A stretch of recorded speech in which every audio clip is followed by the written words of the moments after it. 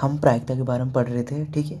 तो प्रायिकता के बारे में हमने बहुत सारे बेसिक वीडियो उन्होंने पहले कवर कर लिए हैं, जैसे 500 के बारे में, ताश की गड्डी के बारे में और सिक्कों के बारे में।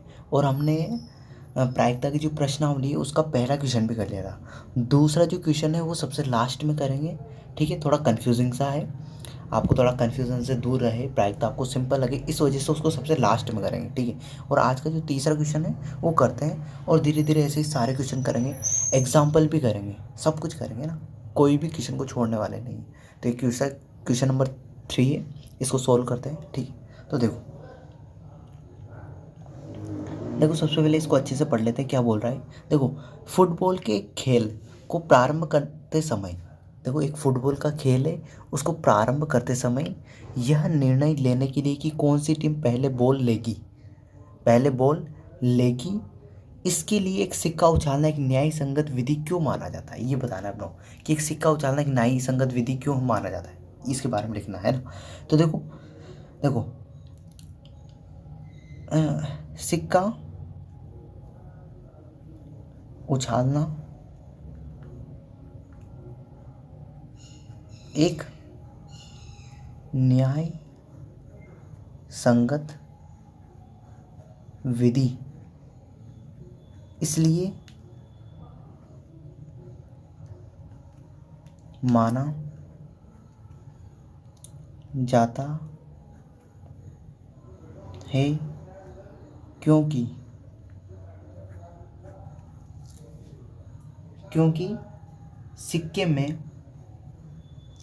सिक्के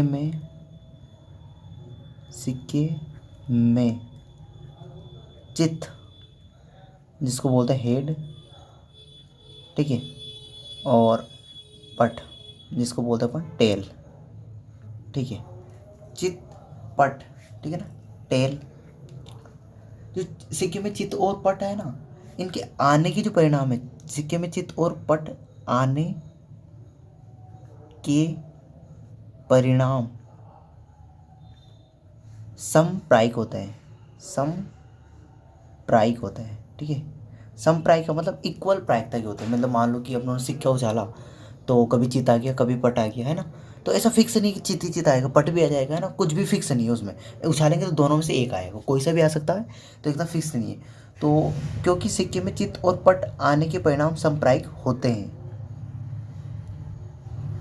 होते हैं, इसलिए इसे न्याय संगत विधि माना जाता है। इसलिए सिक्का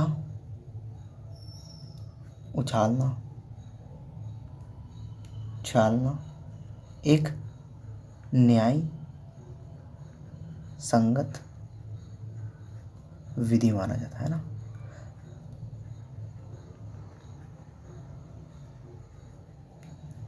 जाता है तो आप अपने हिसाब से भी लिख सकते हो इसको, क्योंकि आपको पता है, देखो एक सिक्के के दो ही पहलू होते हैं, ठीक है। एक तो होता है हेड और एक टेल, जिसको चित और पट बोलते हैं। जो आगे की फ्रंट साइड होती है उसको हेड बोलते हैं, चित बोलते हैं, और जो पीछे की जो साइड होती है, ठीक है, बैक साइड, सिक्के की जो बैक साइड होती है उसको पट बोलते हैं अपन, या फिर उसको टेल बोलते हैं, ठीक है। तो आप अपने हिसाब से भी लिख सकते हो, आपके मन से भी लिख सकते हो, इसमें कोई ऐसा फिक्स नहीं कि आपको ऐसा कैसे रटना है।